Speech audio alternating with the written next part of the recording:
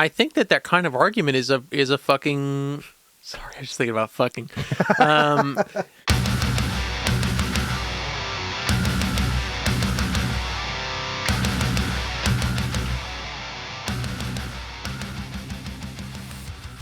Hello. Hey, Welcome to Left Unread. My name is Aaron. I'm Will. We are two dudes engaged in radical self-education. That's right, we're two alienated neurotics communicating with the dead. Very nice. Thanks. Surprise! Yes, surprise. For this episode, we are not reading Minimum Moralia? Yeah. by Adorno. We didn't read it. No, we gave up. Far enough into it to give up, yes. That's right. I just think, honestly, for the scope of this project, what we were getting from that book, I don't know if it was necessarily a priority. I'll put it that way. That's a fair way to put it. It was a slog. Yes, it was quite a slog, and I feel like what I am looking for in the contents of this project are concrete things upon which I can attach some sort of plan of action, so to speak. I can discern from those concrete ideas something to do. And the Adorno was just far too removed, far too zoomed out, far too caught up in the philosophical realm for my comfort.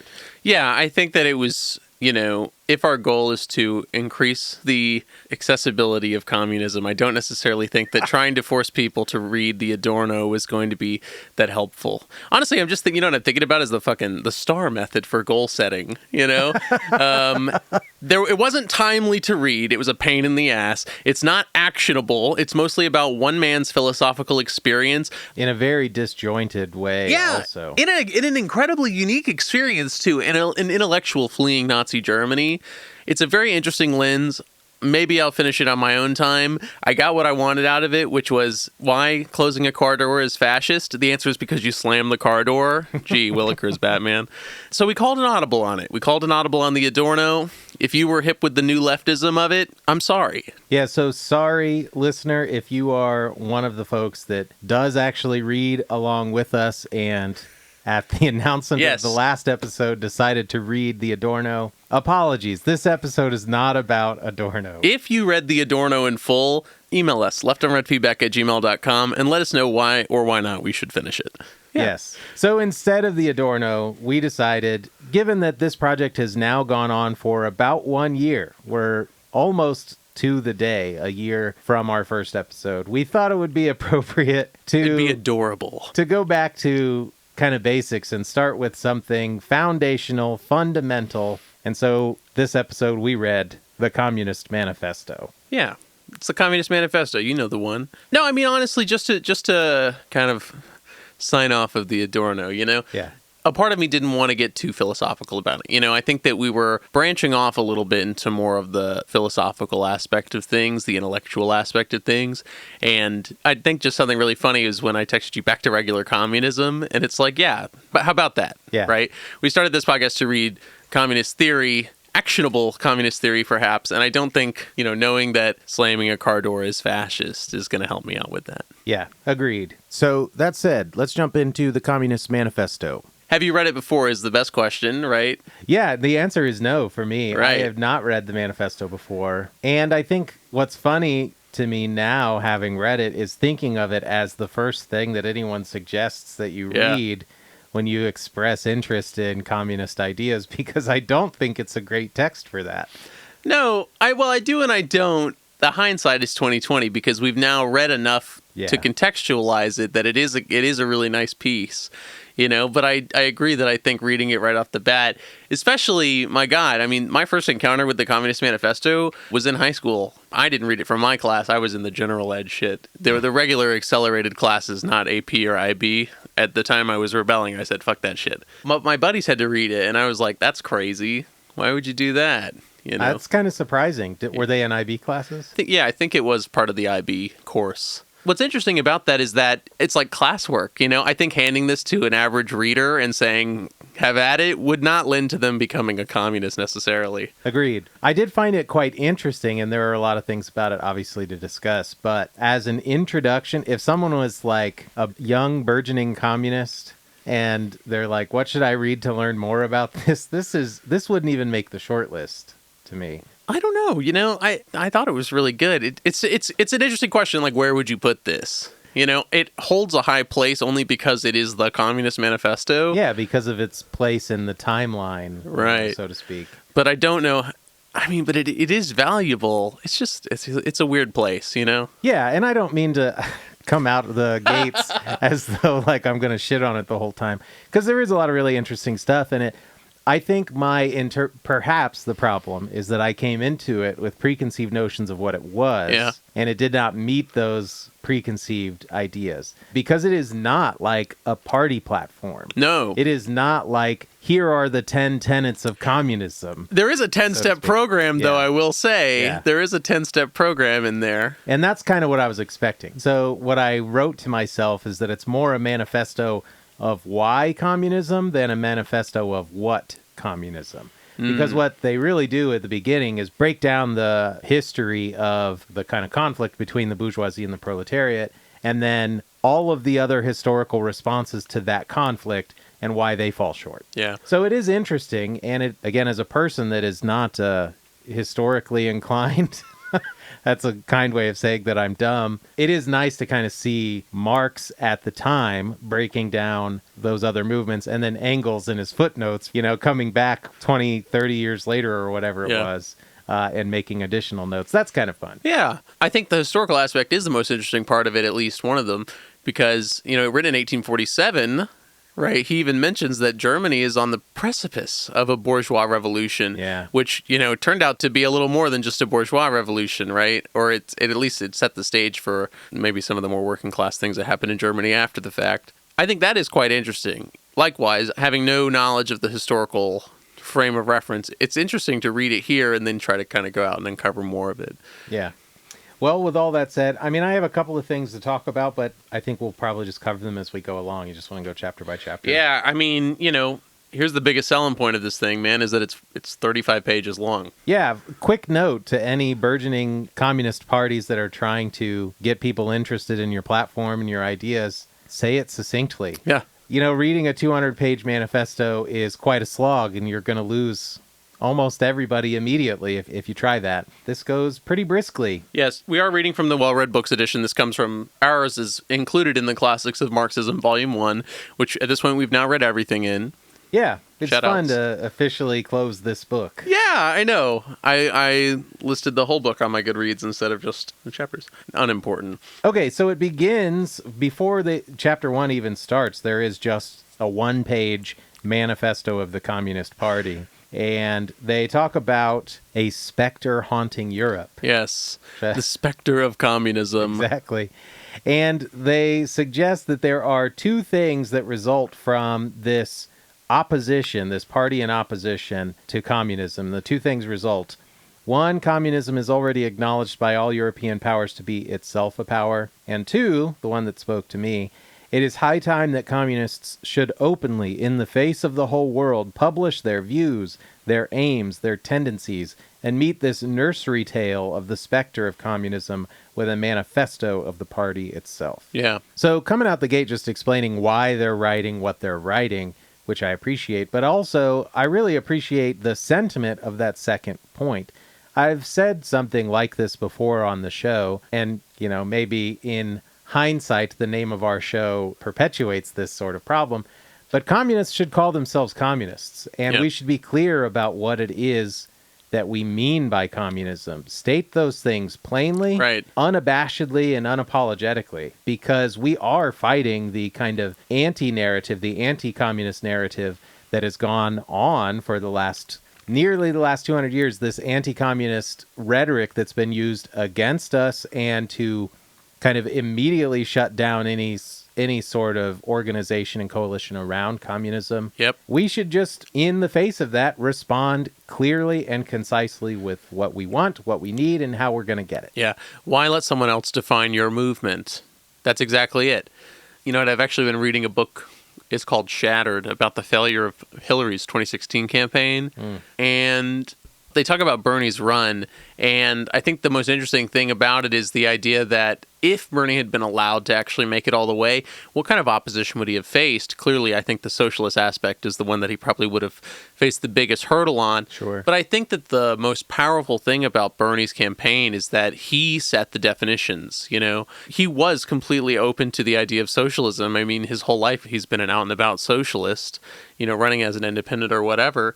But he set the stage, with the exception of the one time where people were like, oh, you think Fidel's literacy program is proper? That's because you're a fucking dirty communist or whatever.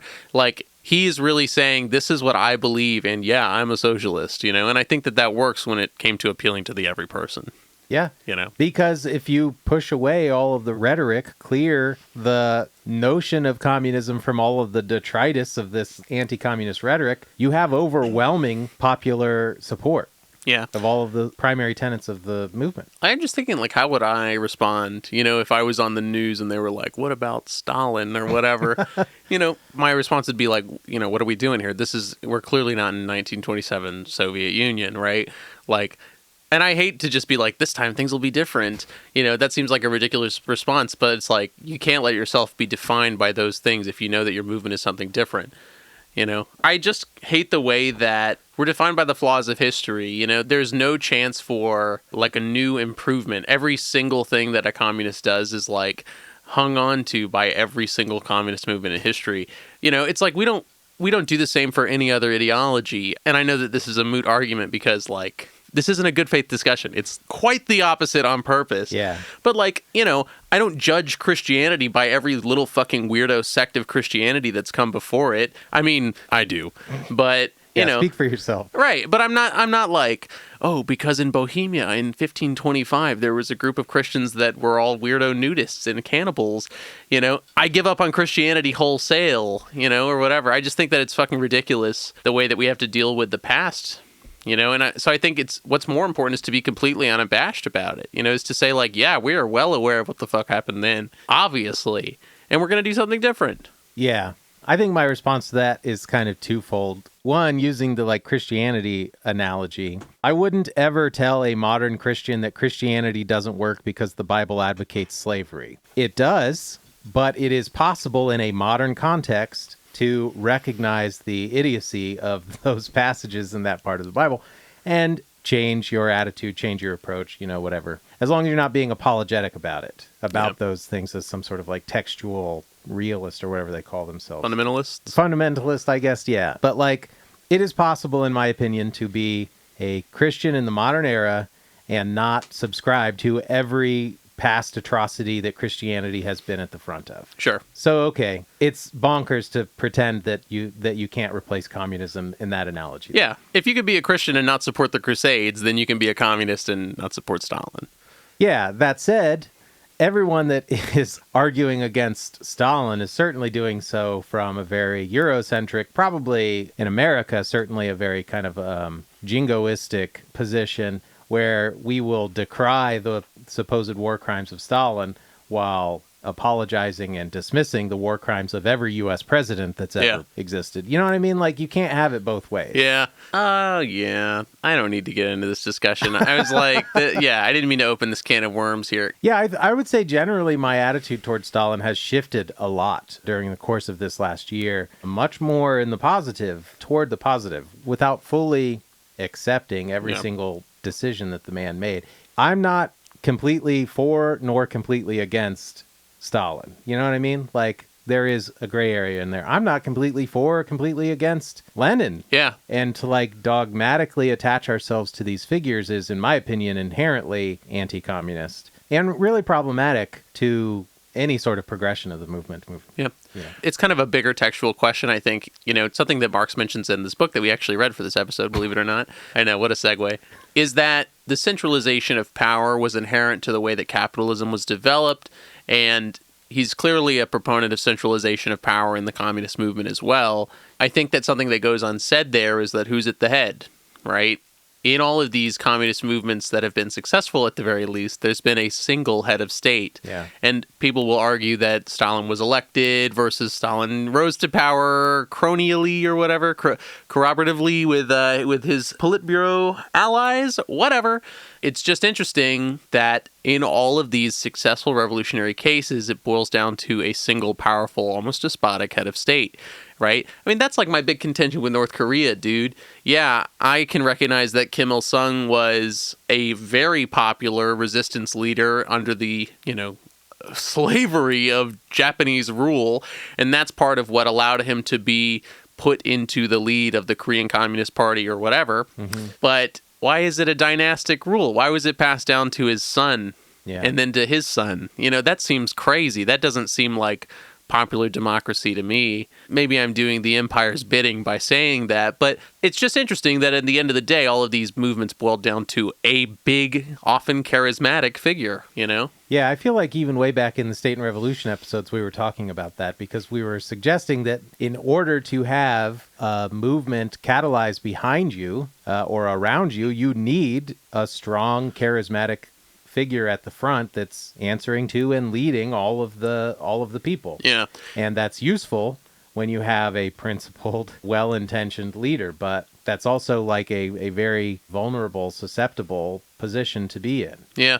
I mean, it doesn't even have to be a person. It could be a text. Yeah. Look at the way that we hold up Marx and say, like, when we're reading these texts, we're ultimately ascribing some truth to them because they come from Marx, not necessarily because of what's in the text, mostly because we haven't read the text yet, Yeah. Like, I know that that's a wishy-washy argument. Obviously, there's merit to reading Capital, but the way that we're looking at Capital in the future, like, we're going to read this and all secrets will be revealed or whatever, I think that almost kind of lends itself to the same cult of personality. Yeah, a little bit. Marx is a good example also because it doesn't have to be all or nothing. Yeah. It's not a baby or bathwater situation. Marx was probably pretty racist.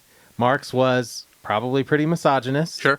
And Marx was, in the most generous reading, a bohemian being held up by the riches of his best friend. Yeah, and worst of all, he was German, so I'm sorry. And so, like, those things can be true, yeah, while also other things being true. And it doesn't have to mean that you dismiss everything that Marx said or wrote because he had an affair with his housemaid or whatever. Yeah. But it also doesn't mean that you apologize for the fact that he had an extramarital affair with his housemate or whatever. You know what I mean? Sure. It must be both because it is both. And I feel the same way about figures like Stalin. Yeah, it's quite a nuanced view. And what I'm worried about is applying it to not applying like we're fucking brainwashing the masses, but how do you lead a movement with that kind of nuance? You know what I mean? Yeah, that's the problem, is that to be an effective leader, you have to be this kind of untarnished figure that is supposedly perfect, because that's the only way you can escape that level of scrutiny, or that's the only way you can avoid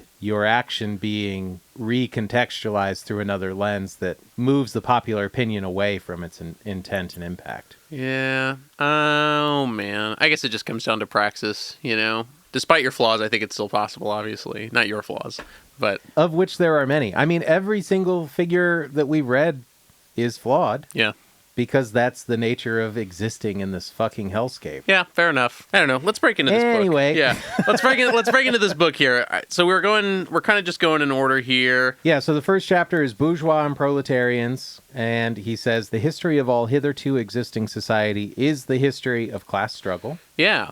One thing that's interesting, I'm glad we didn't read this first, because a lovely clarification that Engels makes. When we were talking about stages of historical development, I expressed an interest in learning about the transition from pre-feudal to feudal society. We had talked a lot about going from feudal to bourgeois society or feudal to capitalistic society, but I was interested in how we had gone from communalistic living in tribes, whatever, into feudal society. And Engels, in that footnote there, actually says that he's attempted to retrace this dissolution in the origin of family private property in the state. So in that book, despite its maybe anthropological mishistory, we might get some answers there. So I think that upped the priority of that book on my list. Interesting. Just to be frank. I read a little bit of that book some time ago and found it confounding at the time. Yeah. I thought it was interesting the way he was talking about family dynamics, but... The communists wholesale seem to have a very strong connection between the family structure and the state structure. I mean, we've seen that numerous times at this point now.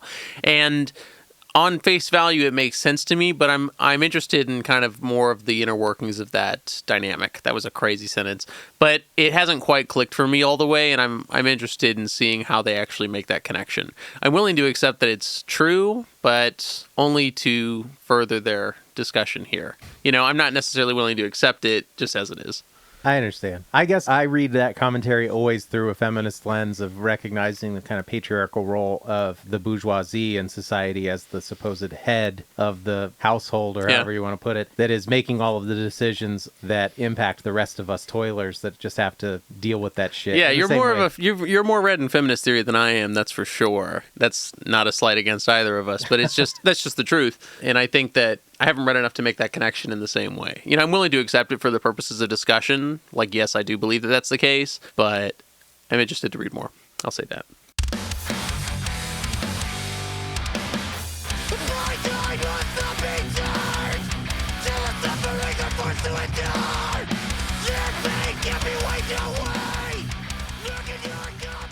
This first chapter is a lot of setup stuff. It's the same thing we saw in Wage, Labor, and Capital, where he's kind of building upon these ideas to get to his big point. He says that there's two hostile camps, right? Even if you think of a bunch of different classes, more and more, the fight between the individual, the wage laborer, and the boss looks more and more like the fight between two large classes instead.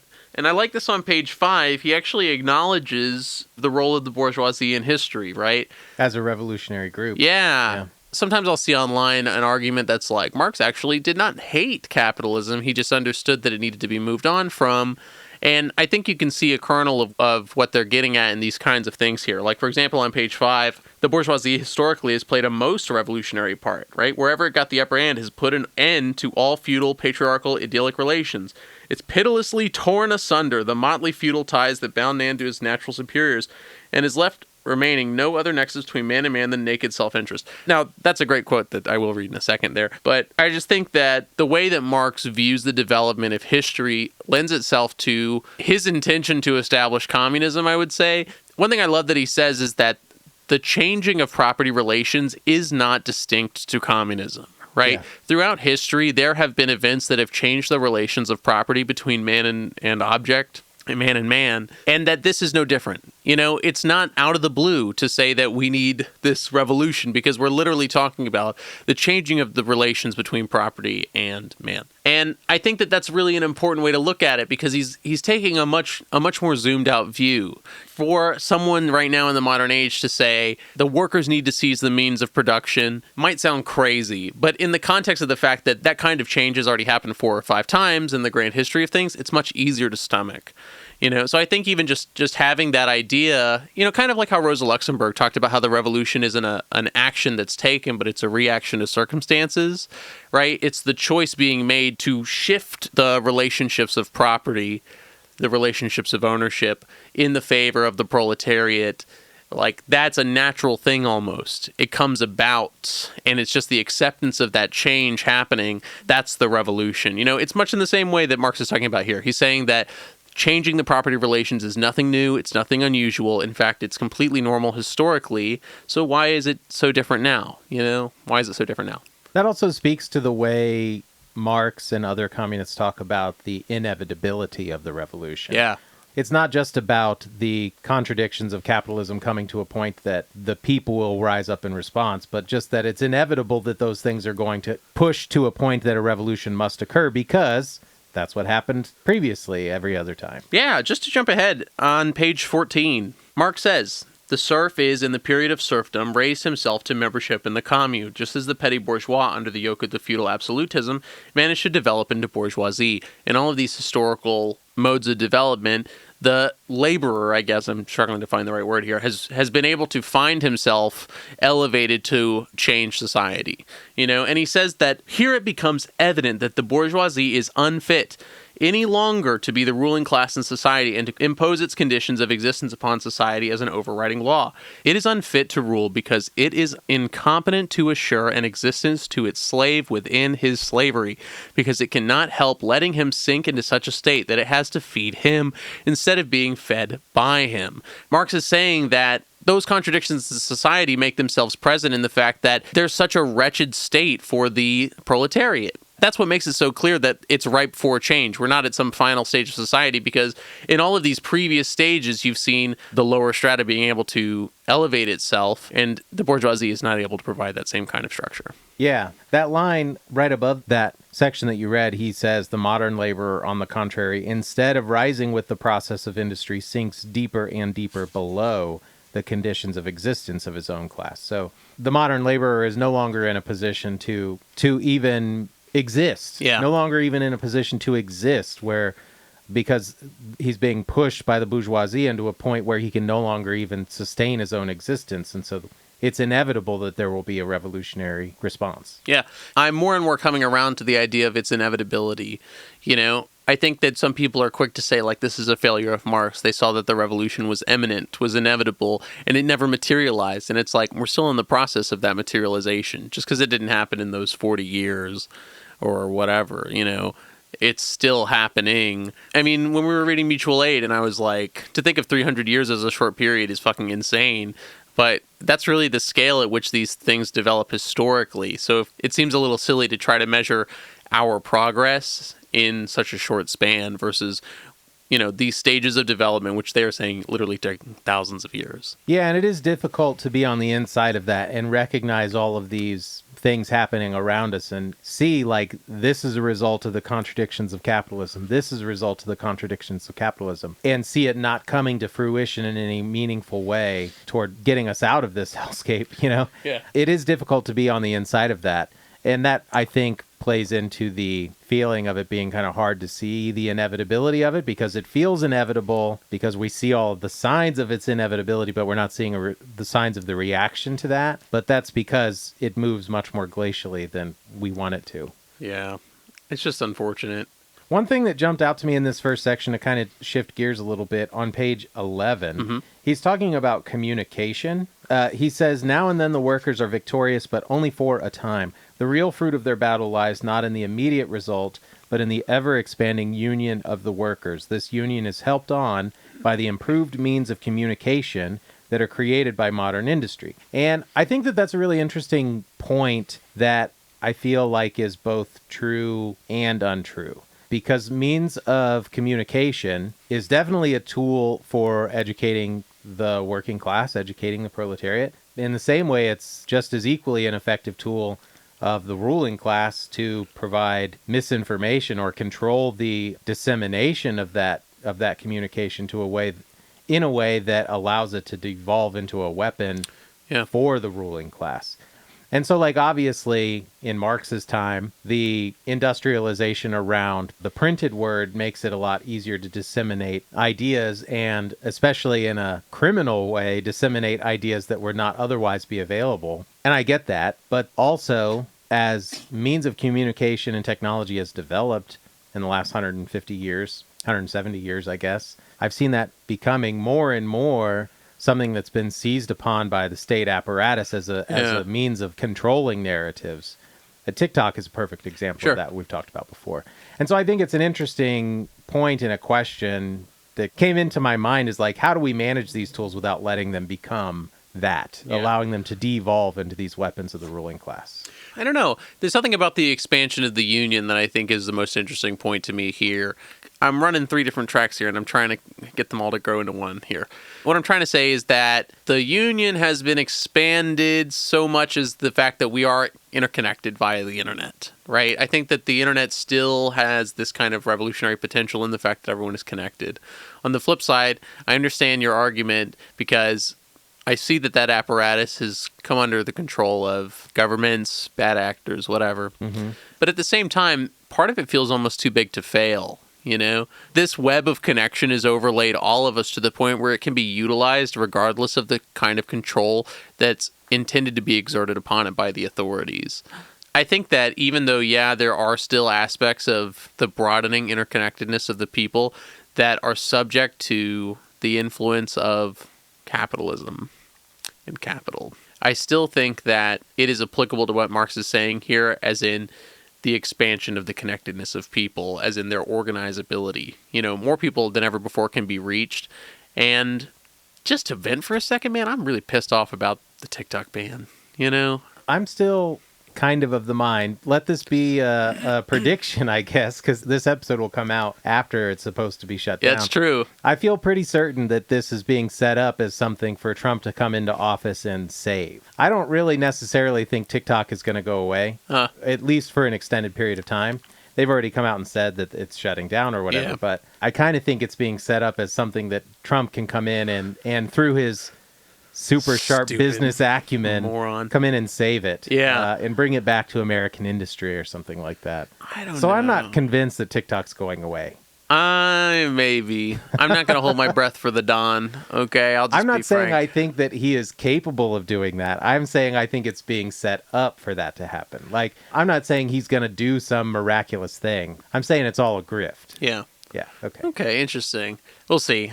Hey everybody, Editor Aaron here. It is Sunday, January 19th as I edit this episode, and I just want to say, I was right. I can see Marx's point here about the expansion of the Union. Yeah, I agree. I didn't mean to say it like I'm disagreeing with his point. And he does kind of, to jump ahead, on page 20, he is kind of talking about this stuff in the context of globalization. Sure. He says national differences and antagonism between peoples are daily more and more vanishing owing to the development of the bourgeoisie, to freedom of commerce, to the world market, to uniformity in the mode of production and the conditions of life corresponding thereto. And so he says that this is going to create united action of the leading civilized countries at the least, which will be a first condition for the emancipation of the proletariat. Kind of getting to the point that the ever-expanding markets of capitalism, of imperialism moving abroad, this globalization is what it's actually doing is expanding the influence and growing the size of the proletariat in a way that connects us globally more so than we've ever been connected before. Yeah, this is not part of the required reading, listener, and also you, Aaron. But in the introduction by Mr. Alan Woods, who I am still 50-50 on, in the second paragraph, he says something quite interesting there. You know, the financial crash of 2008 happens. The Arab Spring starts, obviously, in Tunisia and Egypt. And he says these were followed by the mass movement of the workers in Wisconsin who chanted slogans like, "Fight like an Egyptian." You know, it's that kind of interconnectivity, right? In no other era could a protest in Egypt spark that same kind of response here in America. Or likewise, you know, think about the global response to the George Floyd protests. That's exactly what I was thinking. Yeah, that's what I mean by it's too big to fail. You know, even if we're still operating within the apparatus of capitalism, essentially, we're reaching beyond those limits just by the fact that we are more interconnected. Yeah, and there is something very hopeful in that, and I think that's still plays into the same point about communication, that the means of communication being open is a way of certainly ever expanding coalition. But my point, I guess, even though it's kind of trite, is that needs to be taken cautiously because it's something that's very easily weaponized against us. Yes, it's a great rebuttal also because talking about the Arab Spring, those movements were mostly co-opted by the grander powers. Shout outs Vincent Bevins in If We Burn. That's exactly what that book is about. I'm sure we'll get to it eventually. We absolutely will. Can I say one other thing about chapter 1? Yeah, absolutely. On page 13, they kind of name drop the lumpen proletariat. It's funny because one of the discourses online that I've seen recently, mostly in comment sections, was around the definition of lumpen proletariat and what exactly is meant by it. Because I think it's not very well defined. Yeah. And it's certainly, they have a pretty pejorative perspective on the lumpen proletariat in this. Yeah, the dangerous class, you know? Like there's nothing redeeming about them is what it reads. Yeah, and so it's framed in this almost like when they call them, because dangerous classes in quotes specifically, and I was like, okay, so they're saying this is the bourgeoisie's attitude toward the lumpen proletariat to call them the dangerous class. And so when they call them social scum right after that, or the passively rotting mass, I was like, they're still doing this like through the lens of the bourgeoisie and like an ironic tongue-in-cheek kind of way. But as you finish this sentence, he says, its conditions of life, however, prepare it far more for the part of a bribed tool than a reactionary intrigue. And that is still, I think, a pretty pejorative attitude, suggesting that it's dangerous to have the lumpen proletariat lumped in with the proletariat because they become a thing that would be reactionary and a bribed tool against the proletarians. Yeah, I think it just comes down to how strict your definition is for being lumpen proletariat. You know, like, I think maybe what Marx and Engels are referring to here are like the most bottom rung of society. It might be the first thought of people is to say, like, these are the most dejected members of society, like those those are the people that might have the most potential, those most removed from the relationships of ownership to capital. But I don't know. I think they're kind of warning of that there. I agree that it's a little bit odd. I don't know. It seems odd to take such a proletarianized class and say that they're the enemy, right? But I think that many other communists in the same way do the same thing. Mostly I'm thinking about Mao when he talks about tailism, and he's saying, like, you don't go to the most backwards of people and try to meet them there, right? It's instead to find where the mass line is. I just think about it as, like, a very, very fringe thing. Like, I don't think of most people as lumpen proletariat. I think that that's in Marx's definition at least, I think that that's a very specific group of people. Agreed. I wouldn't necessarily be like, this is just trailer trash or whatever. Yeah, I think when I first heard the term, my interpretation of it was proletarians that are not class conscious, which is too sweeping a definition. That would be like everybody, man. Yeah, that's pretty much everyone. Right. I think they have a much stricter definition of what lumpen proletariat means. I agree. I have come to realize that over, say, the last year while we've been doing this reading, and whenever that comes up. Yeah, because I agree with you. They're very harsh about it. Yeah, I guess I was just taken aback by their language around the lumpen proletariat. Yeah. I mean, all of this section here is to say that, like, the revolutionary class is the proletariat.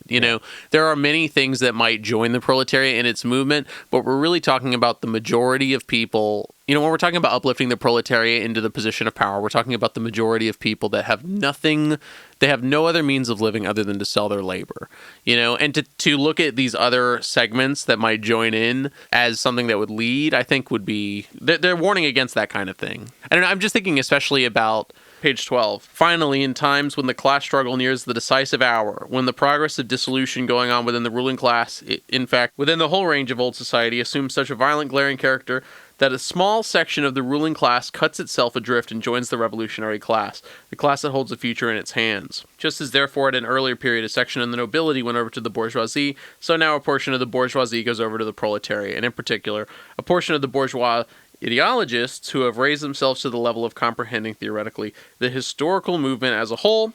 And then he finally says, of all the classes that stand face to face with the bourgeoisie today, the proletariat alone is really the revolutionary class. The proletariat is its special and essential product.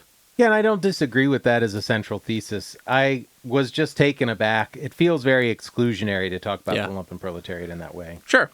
I was just thinking about who's ultimately put into power.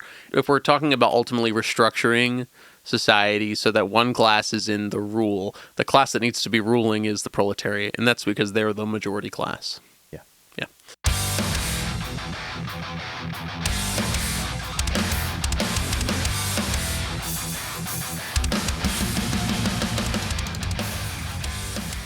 Chapter 2. Proletarians and communists. The first thing he says that I love is, communists do not set up any sectarian principles of their own by which to shape and mold the proletarian movement. That was interesting. Surely Marx means something different back then, but just very funny to hear. I don't really have much to add to this chapter other than I found the euphemism community of women to be quite funny. Yeah. I love when he says, like, the bourgeoisie have the real community of women. They love sleeping with each other's wives. Yeah. That was really funny to me. I mean, he does a lot in this chapter to rail against kind of the arguments, I really appreciate his distinction between private property and personal property. I mean, that's like the number one, when people are like, what are you going to take my fucking toothbrush? Yeah, and he says outright on 18, communism deprives no man of the power to appropriate the products of society. All that it does is deprive him of the power to subjugate the labor of others by means of such appropriation. Yeah. So I think that's a very clear-cut distinction of the difference between property. Yeah. And it's also a call to the bourgeois arguer here, right, to reflect on your own position. I just love that he's saying, if you say, from the moment individual property can no longer be transformed into bourgeois property, that's the moment you say individuality vanishes. By that, you mean bourgeois individuals. Yeah. The individual that you're talking about is ultimately one that's exploitative. And maybe you should realize that. Not you, obviously. Yeah. But same thing right after that quote you read. It has been objected that upon abolition of private property, all work will cease and universal laziness will overtake us. Yeah. According to this, bourgeois society ought long ago to have gone to the dogs through sheer idleness. If that's the truth, man, think about who the people really are that... Yeah, I just think that it's like, shift your perspective, right? Especially Americans. How much of your belief in private property comes from the idea that you're a temporarily embarrassed millionaire? Yeah. I love when he says, on page 17, the page before. There's that 9/10. That's exactly the one. Yeah. You are horrified at our intending to do away with private property, but in your existing society, private property is already done away with for 9/10 of the population. Its existence for the few is solely due to its non-existence in the hands of those 9/10. Yep. Okay, shift your perspective. Shift your perspective. You are not a capitalist, listener. You're not. You are a toy. No. Shifting your perspective is a good way to put it, because these arguers, these bourgeois apologists, are never arguing from a position of being a member of the bourgeois, for one. Yeah. And so they're just bootlickers. And two, they're suggesting that there's some freedom from subjugation under the current reign of capitalism, and that communism would be, bringing on some stronger sense of subjugation, where in fact it's just turning the tide, where those subjugated become the minority at the hands of the majority rather than the inverse. Yeah. The abolition of this state of things is called by bourgeois abolition of individuality and freedom, and rightly so. The abolition of bourgeois individuality, bourgeois independence, and bourgeois freedom is undoubtedly aimed at. We disdain to hide our aims. That's what he says in the end there, and it's like, yeah, we are coming for your shit. Not you, the regular person, but you, the bourgeois. Yeah, and the laziness argument is so fucking tired. Ironically, the laziest thing you can say in response to someone advocating communism, that universal laziness will overtake us, is so fucking stupid. Yeah. I appreciate that he responded to it in 1850 or whatever. Well, I don't appreciate that we're still responding to it in 2025. Yeah, I just love when he says, the people that work the most own the least, and the people that own the most work the least. Everybody knows this. Yeah. Everybody knows this. The more wretched the job, the lower the wage, right? The more divided the labor, the more the money is literally being divided. That's not a hard thing to understand. Everybody understands that. But when it comes to zooming out and talking about the big picture, suddenly everyone's like, the free market and the invisible hand and all that. Well, and in the United States especially, I don't know what it's like elsewhere, but we're so ingrained in this narrative of rugged individualism and hard work, and there are people that will brag about how they work fucking 80 hours a week doing hard manual labor as though it's some point of pride, and not recognizing or not acknowledging the exploitation that's making them work such ridiculous hours. You know what I mean? Like, it's just so weird. The narrative is framed in a way to make us prideful for being marginalized by the ruling class. It's so weird. What's crazy to me is that the fucking bourgeoisie themselves have no qualms. They know exactly what the deal is, Like, I always think about Warren Buffett when he was talking about, like, even my secretary pays more taxes than me. They're well aware of what they're doing, When Marx says, oftentimes the proletariat finds themselves fighting the enemy of the enemy, the bourgeoisie have no misgivings about what's happening here. You, in the middle, are fighting your fellow man on their terms. Like, what the fuck's up with that? Before we move on from this chapter, on the next page, though, on 19, he does talk specifically about the abolition of the family. Something very funny to me that you're not online enough for this discussion, but the reason that Aufhebung, their abolition, is in brackets is because it's highly contested as to what they meant by Aufhebung, right? Did they mean abolition? Yes, obviously they meant abolition. But the word there not only means to abolish, it could also mean to preserve. It could also mean to lift up. There's contradictory translations there. So I've seen a lot of online debate about whether they're literally talking about the abolition of the family. Spoiler, they were. But, there you go. So that's why it's in brackets, because the original German word does not necessarily have a set definition. That's wild. Just wanted to put that out there. Also, listener, if you were confused, now you know. Well, yeah, this discussion of the family, the things that stood out to me there, a couple paragraphs below, the bourgeois family will vanish as a matter of course when its complement vanishes, and both will vanish with the vanishing of capital. Do you charge us with wanting to stop the exploitation of children by their parents? To this crime, we plead guilty. Yeah. That's what I mean to call back to the interpretation of the family structure as patriarchal as an extension, and using that as a metaphor to talk about the extension of bourgeois society being patriarchal. This idea that the exploitation of children by their parents is metaphorically similar to the exploitation of the proletariat under the bourgeoisie, I think tracks. Yeah. No, I think it does make sense, A part of me is still operating as a normie. The abolition of the family. Oh my God. But I even love on the next paragraph, replacing home education by social, right? The communists have not invented the intervention of society in education. They just seek to alter the character of that intervention, to rescue education from the influence of the ruling class. That's just one of the many things that in the West, we recognize the benefit of socializing certain things like education. Yeah. We do it in a very bastardized way, of course, but we recognize the common good of having educated masses. And so we create a public school system that socializes education to be available to all. I've had this argument with my idiot friends, my idiot acquaintances. They're like, why does a kid have to learn about sex and gender in school? Why have a teacher teach them that? And my response is obviously, whatever, why. And then they always say shouldn't I be the one to teach them about these things, right? They're advocating for home education, essentially. And the response is clearly obviously not everyone can teach their kid at home.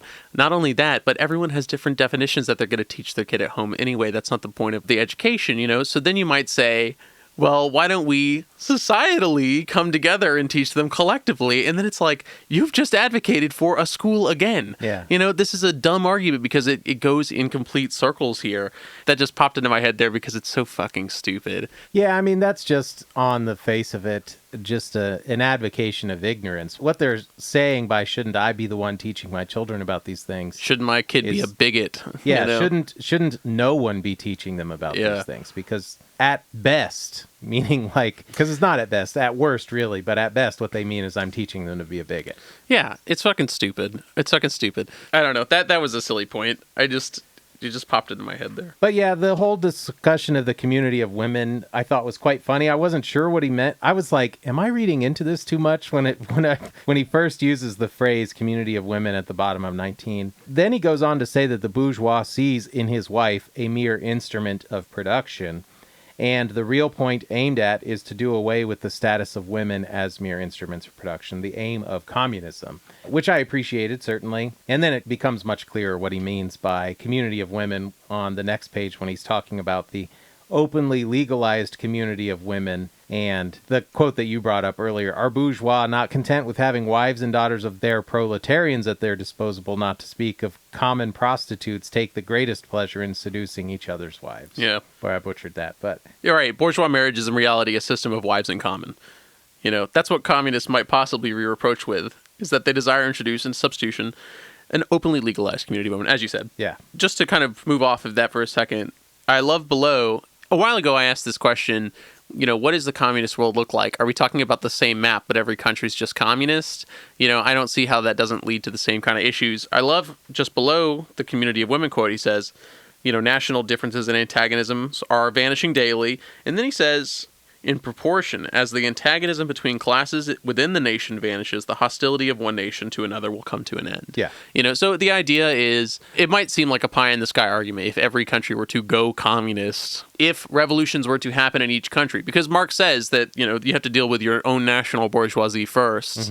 I'm not going to read too much into that, but it is interesting that he says that a national struggle happens before an international struggle.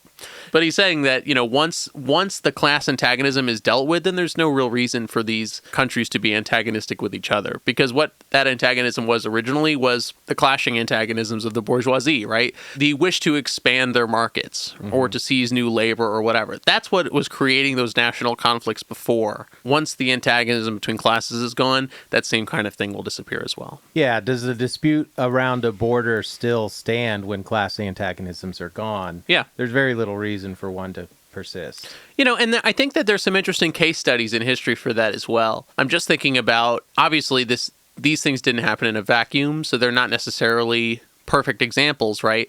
But just think about when Vietnam and China had a war. They were both communist, right? There were still struggles in between the two. And obviously, I think the answer in that situation comes down to opportunism, right? But it's just interesting to think that if these countries had truly established maybe a difference in property relations so that the class antagonisms were completely eliminated, would that kind of conflict still have happened? I don't know. Yeah. That's a weird point anyway. I don't know if I really like that one. Really what I'm thinking about is in Yugoslavia, man. A big part of the Kosovarian question, the issue around Kosovo, is that a huge portion of the people in it are ethnically Albanian. Right? Yeah. Here's a fucking crazy fact, which I might have said before. At the time that the conflict was really blowing up, and probably still so, there were as many ethnic Albanians living in Kosovo as in Albania. Yeah. Right? And a big part of the fear was that if they created an autonomous region in Kosovo for ethnic Albanians, essentially, they were creating two Albanian states, one in Albania and one in Kosovo. The socialist argument that I've read against that is exactly what Marx is talking about here. The thing is that the class conflict has been eliminated. We're talking about two groups of liberated workers, abstracted from their ethnic identity. They're allowed that self-determination via a centralized politic or whatever. The argument is that since the class antagonisms had been eliminated, so to speak, there wouldn't be that same kind of conflict.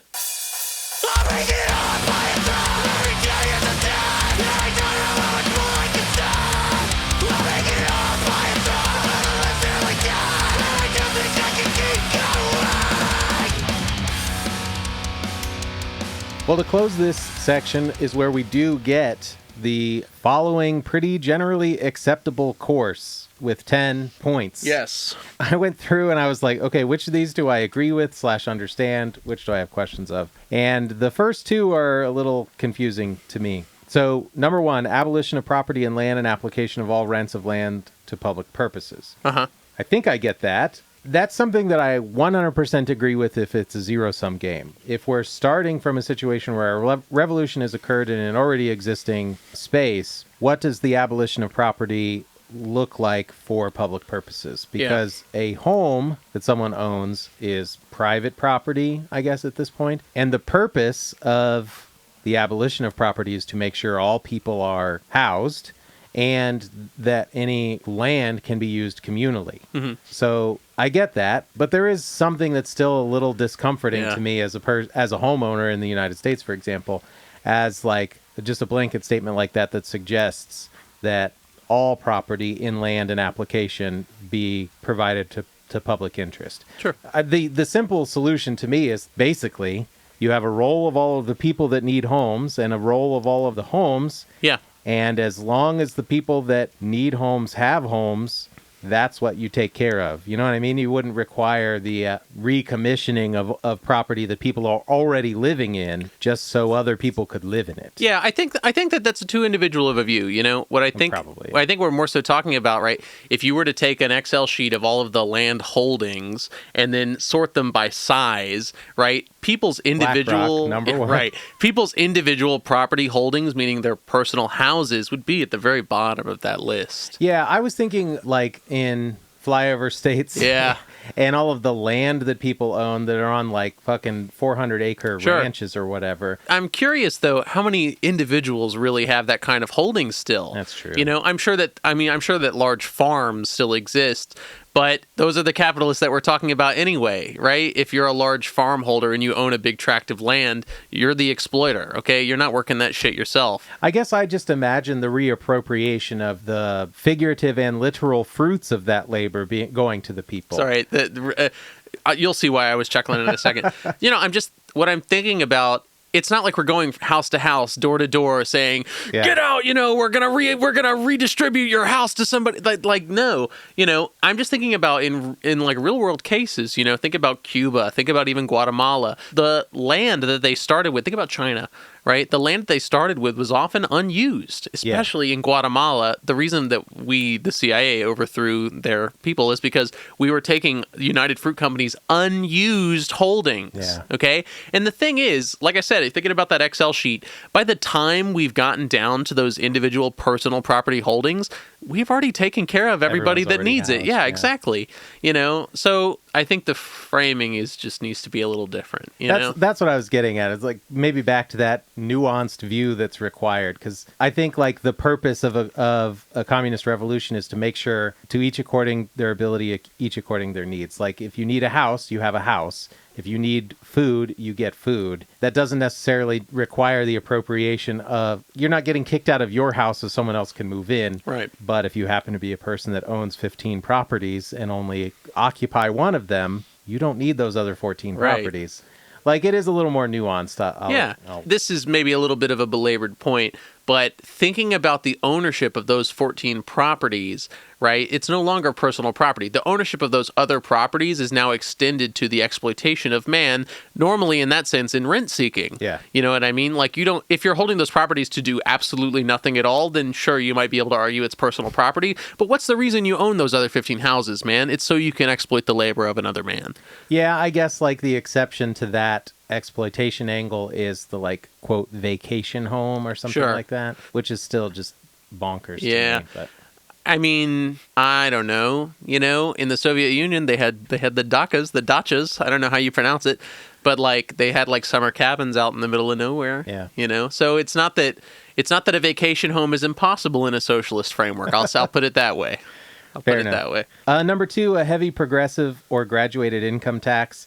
I guess I'm just not 100% sure I know what they mean by progressive, meaning like the more you make, the more you pay. Yeah, it's exactly what it is. Okay. Just I mean, fuck, man. Before Reagan, right, our highest tax bracket was like 90%. Yeah. Like, that's exactly the kind of shit we're talking about. And what did we fund with that? The fucking Great Society, man. Yeah. You know? Like, yeah. The America of Make America Great Again is the most taxed America in history. That's exactly right. Number 3, abolition of all rights of inheritance. Agreed. Okay. Number 4, confiscation of the property of all immigrants and rebels. Wasn't sure what that meant exactly. We'll go case by case on that one, man. You know, just before we go on here, the quote that is really in my mind upon reading all of these is just a little bit above. You know, we're talking about the proletariat using its political supremacy to wrest all capital from the bourgeoisie, to centralize all instruments, da-da-da. And then he says, in the beginning, this cannot be effected except by means of despotic inroads on the rights of property and on the conditions of bourgeoisie production. So even outside of the connotation of despotic inroads there, I just think that like these measures in comparison to our day-to-day living seem absolutely insane. I think at first use, these will seem despotic. You know, that's kind of what I'm getting at here, is that there's a level of, it's almost kind of scary thinking about what it would take to confiscate the property of all immigrants and rebels. You know, at face value, that seems like despotism, but it might be something else. I don't know. I mean, my response to that, I guess my pushback to that is the difference is rhetorical in what's happening now versus what would be happening there in terms of despotism. The difference is communist revolution would be using that despotic power to distribute goods across all peoples as opposed to it just being hoarded by 11 people instead. Yeah, we're in the same boat. I mean, when Lenin says it's now the majority oppressing the minority, that's really, you know, who cares? I don't give a shit about despotic measures in that case because it's the majority. Agreed. Yeah. Yeah, and I will say, as always, there is that little asterisk. These measures will, of course, be different in different countries. He lays it out like this is the idea, the application of which will be very different from place to place. Right. Totally. Speaking of which, right, number 5, centralization of credit in the hands of the states by means of a national bank with state capital and exclusive monopoly. What the fuck were they doing in the Paris Commune, man? Why didn't they seize those goddamn banks? Were they stupid? It seems so easily recognizable in hindsight as an error. This was 30 years before. They had explicit instructions. Yes. I'm sorry. It was a big mistake. They had explicit instruction to do so. Anyway. But I'm on board with everything moving forward, by the way. Centralization of the means of communication and transport in the hands of the state. Sure. Extension of factories and instruments of production owned by the state, bringing into cultivation of wastelands and the improvement of the soil, generally in accordance with a common plan. Equal liability of all work, establishment of industrial armies, especially for agriculture. Last 2, combination of agriculture with manufacturing industries, gradual abolition of the distinction between town and country by a more equitable distribution of the populace over a country. Which is kind of funny, and then lastly, free education for all children in public schools, abolition of children's factory labor in its present form. I like that in its present form, that little prepositional phrase, giving some allowance for the exploitation of child labor. Well, you know, I say I like. Sorry, I don't mean to keep. Satirically, I like. I think that I'm going to be an advocate for child labor. That's what I think it is. No, I'm laughing because I was just thinking about when we were teachers, man, and I was getting so frustrated with these idiot children, and I would say, like, school is wasted on the youth, right? If I was an adult in this class, I would be having a ball. I'd be like thrilled to learn all these things. Maybe school is wasted on the youth, and I had joked maybe we should send the kids to work first and then school later. But I think that might actually be closer to like an ideal reality than anyone is willing to say, because it's uncomfortable with child labor. But the idea of children being involved in a process of production, that's their education, I think is a more amenable way of putting that.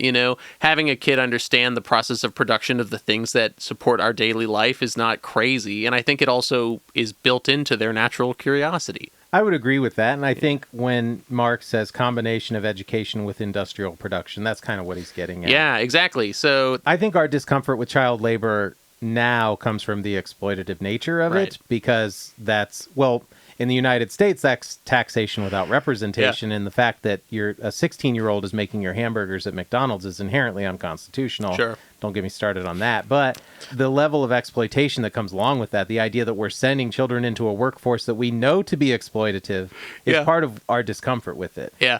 I make furniture. I'm a woodworker, right? If a 15-year-old kid wants to like shadow me in the shop and learn the ways of handicraft, that's dope. Yeah. They should. Yeah. And I think it would engender in them a deeper appreciation for all of the work that goes into the stuff that they use every day. I think it's just a disconnect between like the popular image of child labor being like a kid in a fucking coal mine. Well, the heavy industry. I just love the idea that like once we rid exploitation of it, then we can just send the fucking kids into the mine all day. Once the proletariat have the means of production, then buddy, you better be pulling that fucking lever, man. Like, there's a level of danger that children can't truly consent to. That's so true, like you have to acknowledge that like putting them in a steel mill is probably not the best thing that you could do. No, listen, man, my People's Committee of Automobile Manufacture is owned by the proletariat. There's no exploitation in it. So yeah, get that fucking 12-year-old in there, man. What the hell do you mean? My communist Ford plant is ripe to have 8-year-olds on the assembly line, okay? It's not exploitative. Their little hands can stitch so much better. Yeah, anyway, if you, reader, were confused about what Marx was saying there, stop thinking about the Industrial Revolution. As much as I came into this reading expecting it to be a kind of platform, this is as close as they get, are these 10 measures that they expect should be taken on any communist revolution. Yeah. Moving on. Yes, indeed. I like this socialist and communist literature. We talked about this already pretty much when we read Socialism, Utopian, and Scientific, especially the section on the critical utopian socialist, which I think was probably the part of this chapter which had the most purchase. I don't know. What were your thoughts on this chapter here? Well, my first thought, I guess, is from page 25. Okay. He says near the middle of the page, what they upbraid the bourgeoisie with is not so much that it creates a proletariat as that it creates a revolutionary proletariat. And that just jumped out to me because this is such a critical distinction. My question is, how do we engender this vital distinction? Because many people are proletarianized, but they are not revolutionarily. Is that the way to say it? They're not revolutionary proletariat. Okay. They're unwitting in their proletarianization. And it just raised that as maybe I should have saved this for the end as a question. But like, how do we engender that vital distinction among the proletariat to help them recognize the revolutionary need? Heed the clarion call of revolution. I mean, isn't that our objective as the vanguard, to bring class consciousness, to elevate the proletariat to the status of the revolutionary? So says Lenin, yeah. Yeah, I guess that's true. I don't know what Marx's conception of that would be. I don't know. I mean, I don't know. I would agree with you and Lenin that is the role of the vanguard. We're predisposed now, goddammit. Yeah. I don't know, man. That's a good point. It's a question without an answer. It's a rhetorical question, I suppose. One thing that piqued my interest a little bit on 25, he talks a little about clerical socialism as so juxtaposed to feudal socialism at 25. He's saying nothing is easier than to give Christian asceticism a socialist tinge. Does not Christianity go against all these things? Whatever. I'm not really interested in that argument there, but I think that there are two flavors of maybe so-called clerical socialism that are of interest to us, one of which is Islamic socialism, the other of which is liberation theology. I know that those are certainly distinct from what Marx is referring to here when he talks about clerical socialism, but I just think that there is a more interesting intermingling of religion and socialism out there than maybe what Marx has to say in that one paragraph. I would agree with that. I mean, I'm an out-and-out atheist and have been for most of my life, but I was taken by his description of Christianity here largely because, I mean, if you're a New Testament Christian, Jesus is a fucking socialist icon. Yeah. And the fact that you could claim adherence to a Christian theology but decry socialism feels just inherently contradictory to me. And there's something, I think, there's an opportunity there. There is something that Marx says about that earlier on page 21. You know, when the ancient world was in its last throes, the religions were overcome by Christianity. When Christian ideas succumbed in the 18th century to rationalist idea, feudal society fought its death battle with the then revolutionary bourgeoisie. A couple paragraphs down, I kind of retroactively built this point from what he says. You know, he says, whatever forms they may have taken, one fact is common to all past ages: the exploitation of one part of society by the other. No wonder, then, that the social consciousness of past ages, despite all the multiplicity and variety it displays, moves within certain common forms or general ideas which cannot completely vanish, right? The question that someone is posing here is, if these things were transcended by the development of history, how come we still have modern portions of them remaining, especially in terms of the church, is how I read this. And it's because it's based on the exploitation of things. What remains, the vestige of Christianity, is abstracted from its exploitative roots. You know, like, you can now say, like, I'm a Christian or whatever, Jesus with a Z, you know.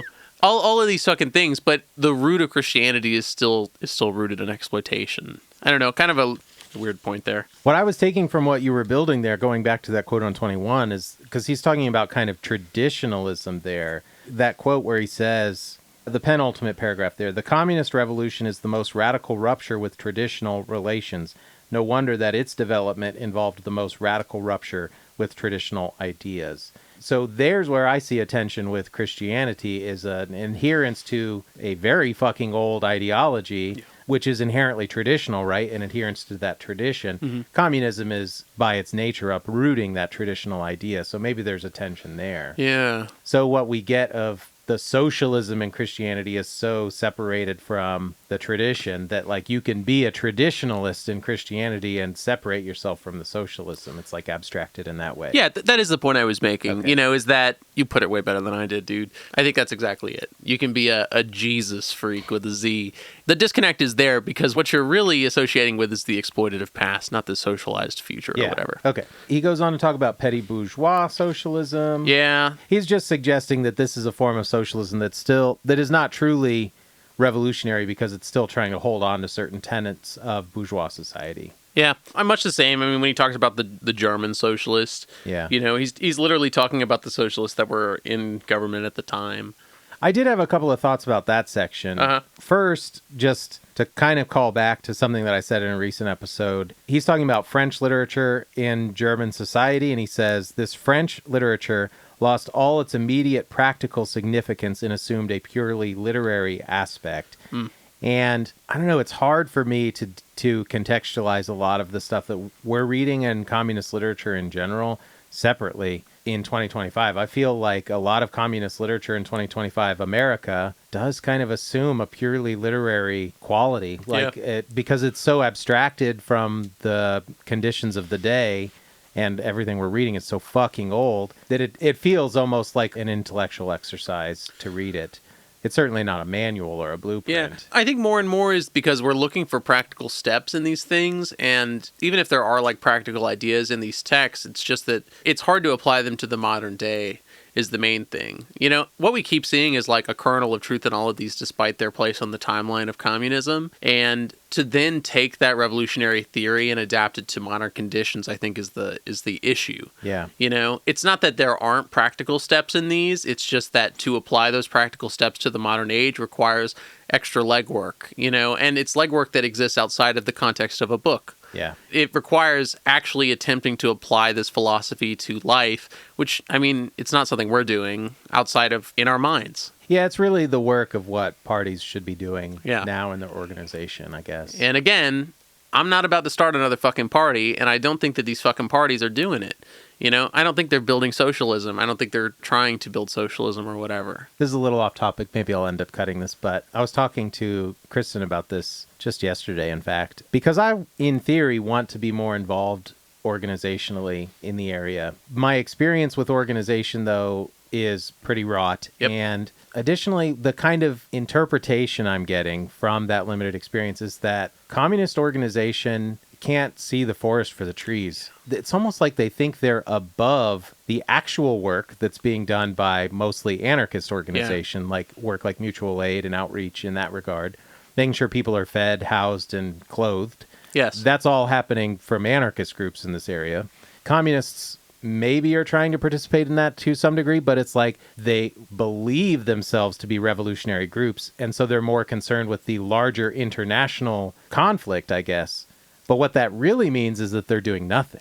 It's just very frustrating. I've been thinking about this a lot, because it's like, what would the ideal program, what would it look like? I was thinking of my time in an organization, and the thing is that 1 million food drives does not an institution make, That's the thing. The point of this organization is to be building the parallel institutions that drive the growth of class consciousness, the solidarity of a community. And that does not come from collecting donations and then distributing them to homeless people. Okay? I mean, the Black Panthers are a great fucking example.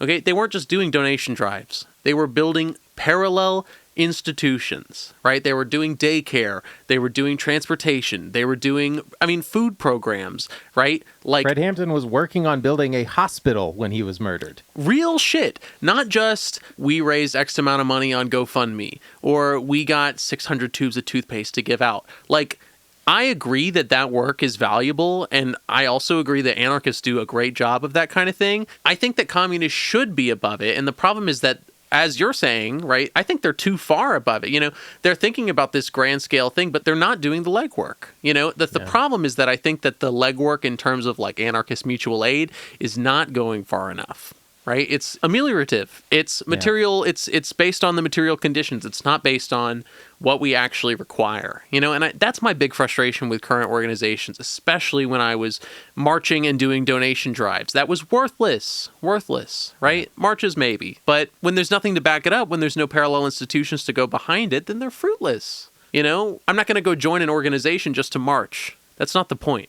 Yeah. The marching comes second. I'm not content with our organizations, man. Yeah, I just feel a little between a rock and a hard place about it. I really do too.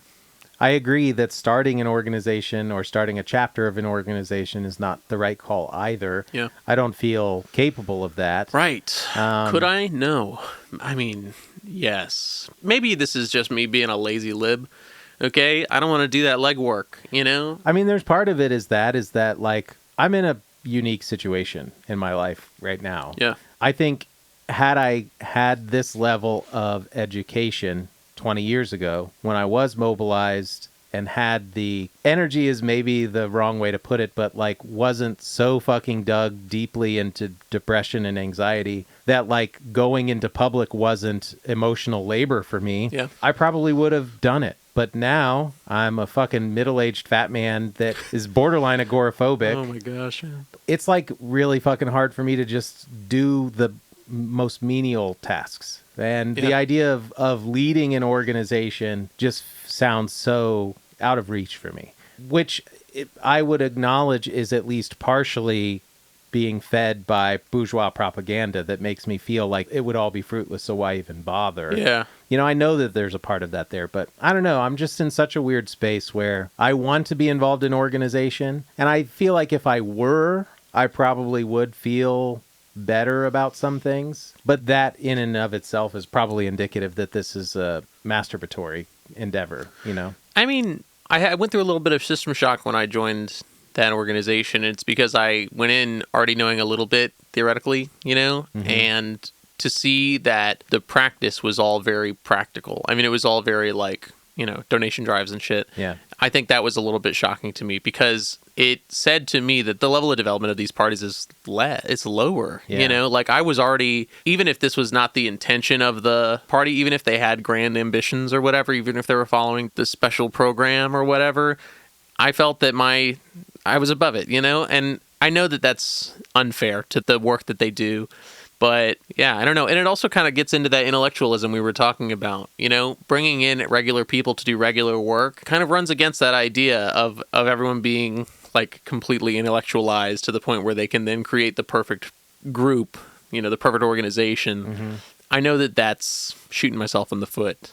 I'm just not seeing the work that needs to be done in those groups from where I was standing. And I was in a different place then, and I understand all of that, but it's impossible to avoid. Yeah. Yeah. You know what I mean, dude. It's just tricky because, like, if I were to have stayed in that organization, what would they have accomplished? What would be done? I'd love for that question to stay rhetorical, but I think the answer. I presumed that was a rhetorical question. I think the answer is not. No. I'm not. That's the thing, though. It's that I'd be in the same place politically. Dayton would be in the same place, right? The Miami Valley would not be any redder than it was before because we've doled out 100 blankets. I don't know. I'm of two minds about things like that because you can't have coalition without community. Right. And so you have to build community in order to build coalition. But if your goal is to build community, that's forever where you're going to live. And so you'll always be doing things like that, like clothing drives and food drives and stuff like that, which is useful work, especially in an area like ours that does have a serious houseless problem. It just needs to run in parallel. Like you said, if that's the only goal, then that's where you'll stay. Yeah. If you're thinking you're going to solve that problem first, it's never going to be solved. It's not a first step. It's something that you do in parallel. Yeah. I'm all for that kind of community mutual aid building. I understand its importance completely. It's just that that's something that needs to happen as well. It's not like the first step. It's not the only thing you're doing. Yeah. Around 2020, after George Floyd was murdered, and there was all of this kind of talk in the cultural zeitgeist about what to do, how to, there was an obvious, palpable desire for systemic change. And I think there were a lot of liberals that were like, well, what can I do? What should I do? And all of the think pieces or writing that you would see around that, those lists like, well, here's what to do. Here are your actionable steps. It's like, okay, I've done that, been doing that, done that, been doing that, done that. The only thing that was ever on that list that I didn't do is like talk to your neighbors kind of thing. And it's like, I mean, I get it. And I am one of the people that has decried the kind of death of the neighborhood. The block that I grew up on was a tightly connected group where families knew families. All the kids played together. Yeah. I was very close friends with my next door neighbor. There was a mean lady that was my next door neighbor. And then I was very close friends with the kids on the other side of that yard. We had friends at the end of the block on both sides of the block. And so like there was a community on that street where our parents talked to one another. We would stay over at each other's houses. We would do all of these sorts of things. I think part of that has died because I'm a millennial and I used to go outside as a child. That doesn't happen anymore. I think that's part of it. But the other part of it is that there is an ever-growing isolation of families inside communities rather than being a part of a community.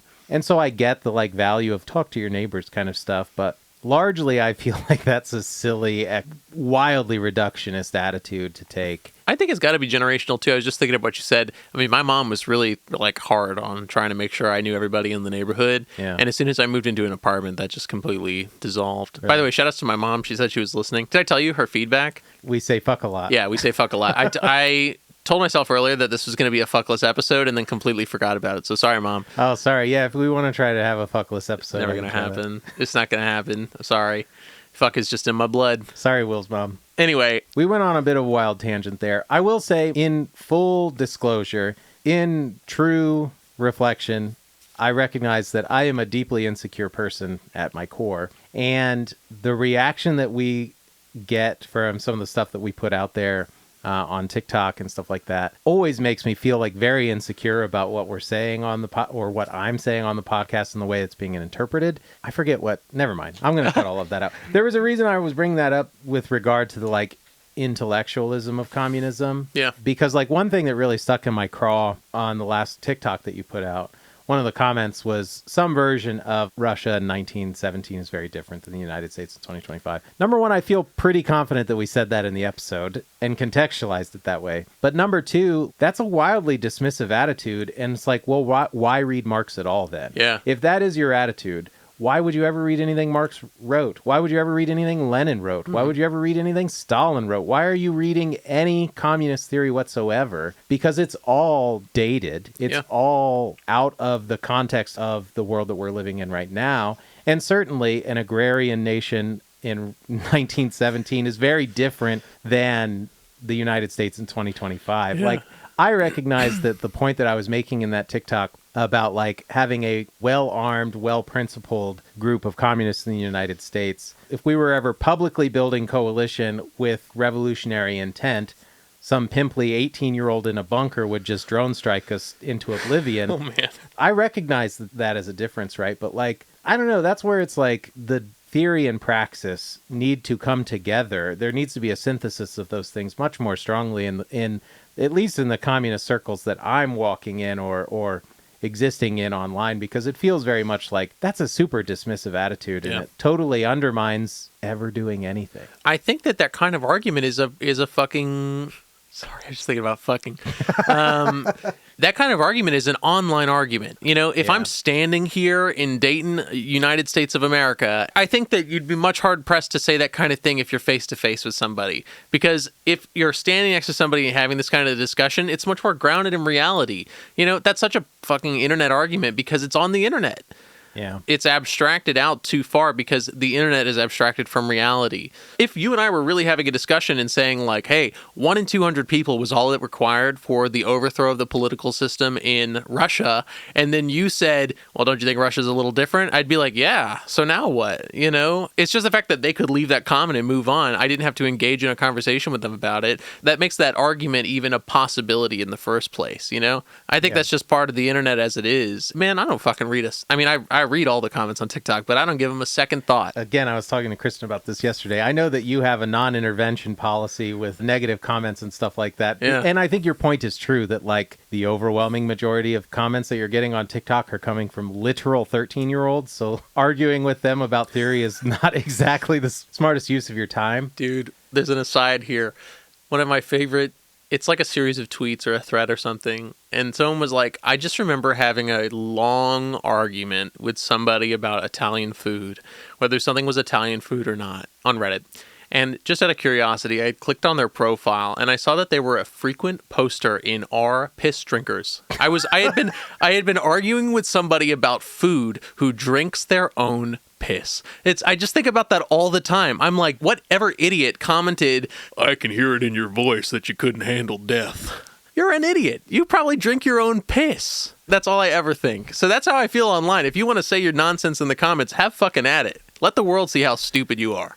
Yeah, that stuff, it still just bothers me so much. I don't know why I can't let it go. It's because of the idea that these are the people we have to overcome, but they're not. They're the lumpen proletariat. And by putting them in that category, I've washed my hands of it. I don't have to fucking deal with them ever again. That's fair. This is actually kind of related to the only other thing I had to say about this section. Okay. To finally come back to it. Perfect loop. On page 28, he's talking about overcoming, quote, French one-sidedness, and of representing not true requirements, but the requirements of truth. Not the interests of the proletariat, but the interests of human nature, of man in general, who belongs to no class, has no reality, who exists only in the misty realm of philosophical fantasy. Mm-hmm. That's like my response to all utopian liberals. You know, everyone that argues about communist projects in history, well, those things existed in reality. Your version of things is a completely fabricated fantasy. Straw man argument. Sorry. It's good to ground ourselves in that, remind ourselves of that on occasion. It's good for me to remind myself of that on occasion. I mean, you know, I know in my heart what the achievements of communism are. In the grand history of things, communism has been a win. For sure, yeah. All the people that are like, when has communism ever worked? It's like every time. Many times. Enough times to be then destroyed, you know? Like, that's really all I can say. Yeah. If it weren't a threat, it would not require intervention to stop it. Just like he says in the beginning, you know, the world powers have already recognized communism. Yep. If it wasn't an issue, they wouldn't have dealt with it. Communism today is still a threat. That's why you hear Fox News talk about fucking cultural Marxists and all of this dog shit. It's because it is still a threat. Even though we won the Cold War in the 90s, it is still a threat. Don't feel helpless. Don't feel useless as a communist. The fact that they are railing against communism tells us that what we're doing is important, right? It is working in some sense. It's just whether those things can then be overcome. That's the main issue. Yeah. Anyway, okay, moving on. Conservative or bourgeois socialism? Yeah, this reminds me of like Henry Ford, all the philanthropic capitalists.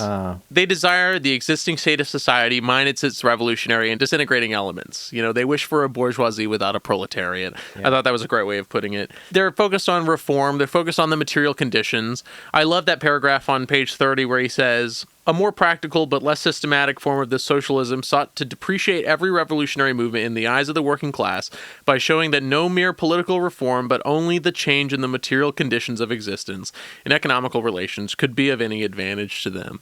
The line goes up, right? How can you say that capitalism is bad when the line goes up, Yeah. One thing I love, just a little bit later, it's productive duties for the benefit of the working class, free trade for the benefit of the working class, prison reform for the benefit of the working class. The bourgeois is a bourgeois for the benefit of the working class. I thought that was great. Yep. Right above where you just read. It requires in reality that the proletariat should remain within the bounds of existing society, but should cast away all its hateful ideas concerning the bourgeoisie. And that, in this context, just reminded me of this kind of liberal attitude of being against every genocide, but the one that's currently happening, or the ones that are currently happening. I don't know. That's not really useful. They do cite Proudhon here, which I thought was fun and made me kind of interested to read. Yeah, he does talk about the philosophy of misery. Yeah, I thought that was the philosophy of poverty, but maybe it's a different one. I don't know. Philosophie de la misère. Sorry, French people. I'm not. Critical utopian socialism and communism. We talked about these guys, Fourier, Owens, Saint-Simon. Cool dudes. Mm-hmm. If you are interested more in the conversation on these guys, you can hear our episode on socialism, utopian, and scientific. I don't know what number that was. It was number 9.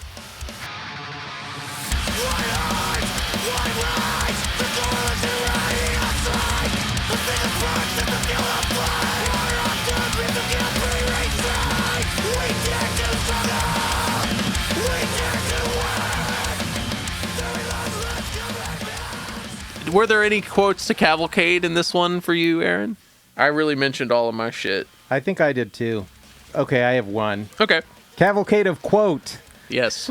This is just on page 6. I just thought it was a good turn of phrase, so I just wanted to call it out. All that is solid melts into air. Yeah. All that is holy is profaned, and man is at last compelled to face with sober senses his real conditions of life and his relations with his kind. Yeah, I loved that one too. Just great turn of phrase. Yeah, my one quote is the one I said I was going to read earlier and didn't. It is pitilessly torn asunder the motley feudal ties that bound man to his, quote, natural superiors, and is left remaining no other nexus between man and man than naked self-interest, than callous cash payment. It has drowned the most heavenly ecstasies of religious fervor, of chivalrous enthusiasm, of Philistine sentimentalism in the icy water of egotistical calculation. It has resolved personal worth into exchange value, and in place of numberless indefeasible chartered freedoms, has set up a single, unconscionable freedom. Free trade. Everything in this world has become transactional. What is to blame? What is the root of all evil, you Christians? I thought that was in the good book, wasn't it? What does he say about the rich man again? Who was it that turned over the tables of the moneylenders? Right. Anyway. So, yes, that was the Communist Manifesto by Karl Marx. Great read. Yeah, it was a banger. You should read this book if... And my answer is you should read this book if you haven't. It's short, y'all. If you ain't read this, I don't know what to tell you. If you can't read this, I don't know what to tell you.